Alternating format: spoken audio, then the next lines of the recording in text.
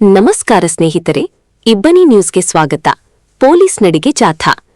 ಹರಪನಹಳ್ಳಿ ತಾಲೂಕಿನ ಅರಸಿಕೆರೆ ಗ್ರಾಮದಲ್ಲಿ ಡಿವೈಎಸ್ಪಿ ಡಾ ಸಂತೋಷ್ ಚೌಹಾಣ್ ನೇತೃತ್ವದಲ್ಲಿ ಶುಕ್ರವಾರ ರಾತ್ರಿ ಪೊಲೀಸ್ ನಡಿಗೆ ಜಾಥಾ ಹಮ್ಮಿಕೊಳ್ಳಲಾಗಿತ್ತು. ಪೊಲೀಸ್ ಇಲಾಖೆಯನ್ನು ಜನಸ್ನೇಹಿಯ ಜೊತೆಗೆ ಸಾರ್ವಜನಿಕರಲ್ಲಿ ಜಾಗೃತಿ ಮೂಡಿಸುವ ನಿಟ್ಟಿನಲ್ಲಿ ಆಯೋಜಿಸಿದ್ದ ಜಾಥವು ಅರಸಿಕೆರೆ, ತಿಮ್ಲಾಪುರ, ಶಾಂತಪ್ರಕಾಶ ನಗರಗಳಲ್ಲಿ ಸಂಚರಿಸಿ ಪೊಲೀಸ್ ಅಭಯ ಕುರಿತು ಮಾಹಿತಿ ನೀಡಲಾಯಿತು. ಡಿವೈಎಸ್ಪಿ ಡಾ ಸಂತೋಷ್ ಚೌಹಾಣ್ ಮಾತನಾಡಿ, ಒಂಟಿಯಾಗಿ ವಾಸಿಸುವ ಮಹಿಳೆ ಹಾಗೂ ಹಿರಿಯ ನಾಗರಿಕರ ಭದ್ರತೆಗಳ ಅವಶ್ಯಕತೆಗಳಿದ್ದ ಸಂದರ್ಭದಲ್ಲಿ ತಕ್ಷಣ ಸಂಪರ್ಕಿಸಬೇಕು. ಗುರುತಿಸಿದ ಮನೆಗಳಿಗೆ ತೆರಳಿ ಸಮಸ್ಯೆ, ಕುಂದುಕೊರತೆಗಳ ಮಾಹಿತಿ ಪಡೆದು ಅವರಿಗೆ ಆತ್ಮವಿಶ್ವಾಸ ತುಂಬಲಾಗುತ್ತಿದೆ. ಅಪರಿಚಿತರು ಸುಳಿದಾಡಿದರೆ ಅಥವಾ ಅನುಮಾನಾಸ್ಪದ ವ್ಯಕ್ತಿಗಳು ಕಂಡುಬಂದಲ್ಲಿ ತಕ್ಷಣ ಠಾಣೆಗೆ ಮಾಹಿತಿ ನೀಡುವಂತೆ ಸೂಚಿಸಿದರು. ಯಾವುದೇ ಆಪತ್ತು ಎದುರಾದಾಗ ತಕ್ಷಣವೇ 112 ಸಂಖ್ಯೆಗೆ ಕರೆ ಮಾಡುವಂತೆ ಮನವಿ ಮಾಡಿದರು.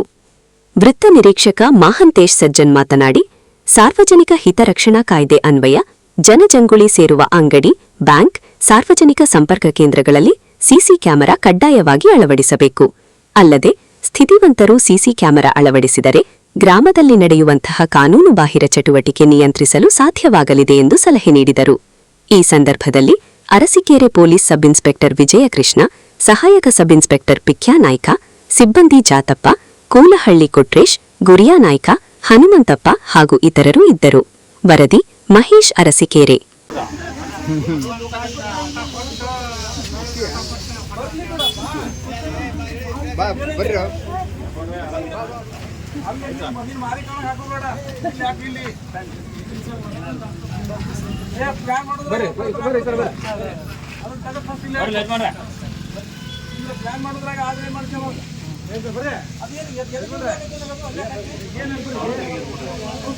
ಮಾಹಿತಿ ಹೇಳ್ತಾರೆ ಬಾ ಸರ್, ಮಾಹಿತಿ ಹೇಳ್ತಾರೆ.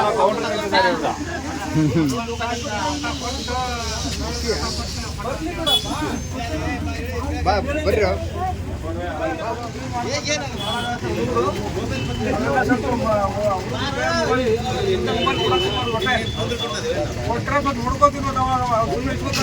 ಕೊಟ್ಟಿದ್ದಾರೆ ಅದನ್ನೆಲ್ಲ ಅವಕಾಶ ಮಾಡಕ್ಕೆ ಕೊಡಕ್ಕೆ ಹೋಗ್ಬೇಡ್ರಿ.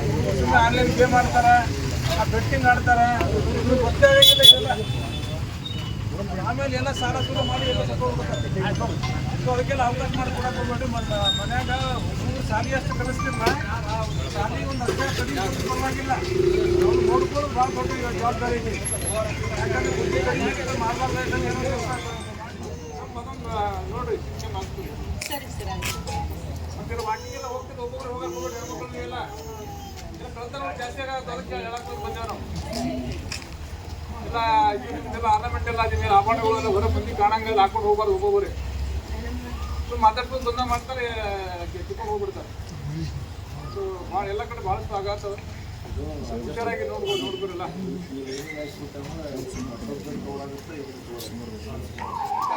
ಲೈಟಿಂಗ್